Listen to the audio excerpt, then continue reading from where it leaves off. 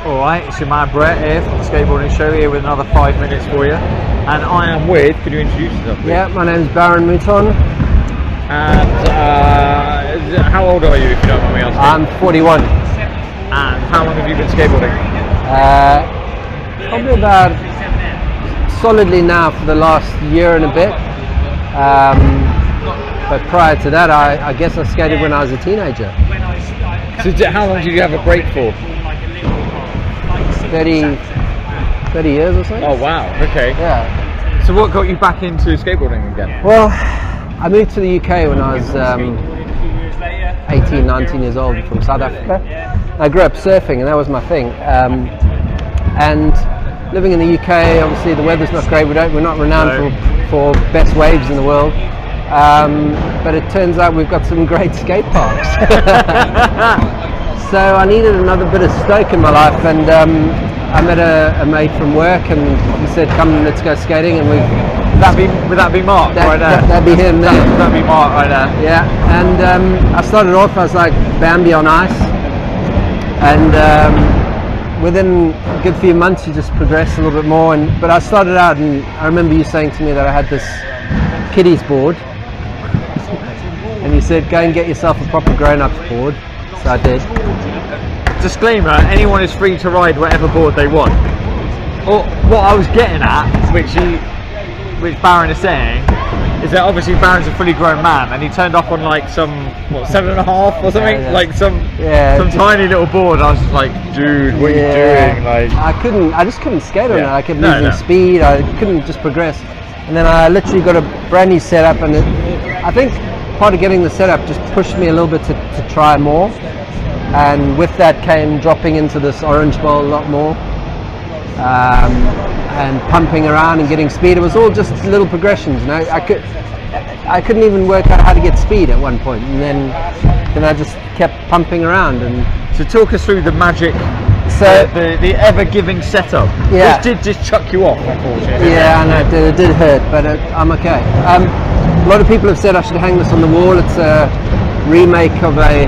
Is it a reissue? Yeah, it's a reissue. Nice. But it's my first real board that I've ever bought, so I put a lot of soul into everything. Although some people... And a lot of research. Did you research it? Yeah, but then a lot of people would kill me for this. I've got Santa Cruz ribs on there on a Pal Peralta, but it's a 10-inch. It's called a old school Ripper, and I got 169 Indy trucks with 95. What do you call these things? Anyway, 95A. Are they OJ slime wheels? OJ2s. Yeah. OJ speed wheels. Yeah. So and what are we looking at there? They must be what, at least 60 mil? Yeah, something like that. There's no measurement on them. Yeah. Can't remember the exact. But like you say, 95A. Yeah. So it's quite smooth. I obviously, with that previous board I was sliding out all over the show, and I wanted something quite wide as well, aren't they? Yeah. So a little bit more grip on them. Yeah. With a little bit more surface area. And obviously changing between skating here at Rush on these ramps and then going up to Churchdown with the concrete, I just wanted something a little bit in between, and it seems to work for me. If anything, and we were just discussing this earlier on, I've got a few little burns over there on the thing, and I think maybe considering some of this, either a bit more on the riser would possibly work, or... Yeah, we were just sort of geeking out a little bit, weren't we, on what we should do with like risers or the bushings, or trying to get right camera angles. There we go. We're talking about maybe changing the bushings, or maybe changing the riser pads, and seeing how that works for you. So, being a complete beginner, it's helpful hanging around with other guys and getting tips and tricks and sort of knowing what you can get, because I really actually didn't know that much about skateboarding growing up. I just had a board back in South Africa. It wasn't never new measurements and deck sizes or anything. We just skated when there was no surf. So and we certainly didn't have this kind of thing. But yeah, so I think it absolutely, equipment is critical to progression. So I would say to anyone, if they feel like they're it's just not progressing. Maybe take a look at your equipment, ask Right. other guys, and just get advice. You know, just see if it's maybe something else you need to consider. And I think we are at a stage where we can really do that now, because I think we went through this whole thing in the 90s where you had one particular shape of board. Yeah. Despite what people say, that is the reality of what happened. You had a double kick board, and that was that. You had tiny little bearing protectors, and if you were riding anything else, people didn't really want to know. Yeah. And I think for the first time, really, although we talked a lot about freedom and freedom of choice in the 90s, a lot of it was just talk.